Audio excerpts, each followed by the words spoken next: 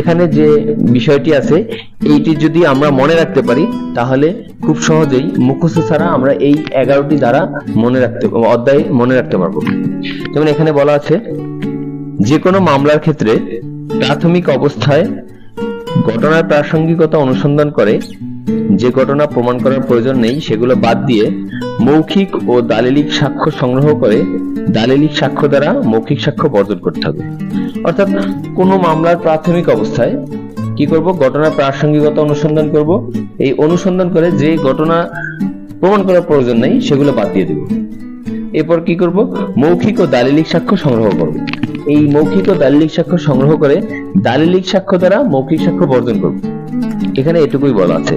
পরবর্তীতে কি আছে, এবং মামলা প্রমাণের ক্ষেত্রে যদি কেউ স্বীকৃতিতে বাধা দেয় তবে সাক্ষী এবং সাক্ষীর সাক্ষ্য গ্রহণ করতে হবে, কিন্তু কোনো অবস্থাতেই অন্যায়ভাবে সাক্ষ্য গ্রহণ করা যাবে না।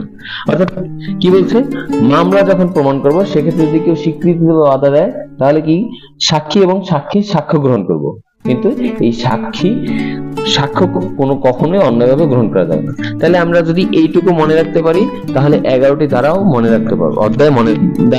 অধ্যায়ে কি কি বলা আছে? প্রথম অধ্যায় প্রাথমিক বিষয়। আমরা এখানে প্রাথমিকটা লাল কালি দিয়ে ইন্ডিকেট করা আছে যে প্রাথমিক বিষয়টি হচ্ছে ধারা 1 থেকে 4। দ্বিতীয়ত ঘটনার প্রাসঙ্গিকতা ধারা 5 থেকে 55। তৃতীয়ত যেসব ঘটনা প্রমাণ করার প্রয়োজন নেই, এটা হচ্ছে ধারা 56 থেকে 58। চতুর্থ মৌখিক সাক্ষ্যের ধারা হচ্ছে 59 থেকে 60।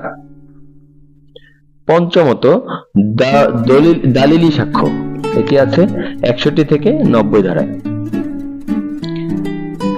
6 দলিলি সাক্ষ্য দ্বারা মৌখিক সাক্ষ্য বর্জন, অর্থাৎ ওই যে আমরা আগে পড়ছি দালিলিক সাক্ষ্য দ্বারা মৌখিক সাক্ষ্য বর্জন করতে হবে, সেটি আছে 6ষ্ঠ ধারায়।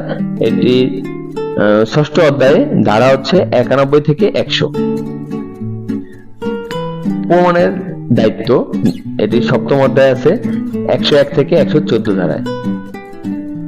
স্বীকৃতিতে বাধা, এটি 8ম অধ্যায়ে আছে ধারা 115 থেকে 117।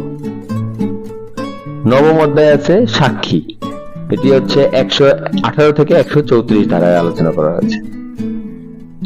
10ম অধ্যায়ে সাক্ষীর সাক্ষ্য প্রমাণ, এটি 135 থেকে 166 ধারায় আলোচনা করা হয়েছে। 11ম অধ্যায়ে আছে অন্যায়ভাবে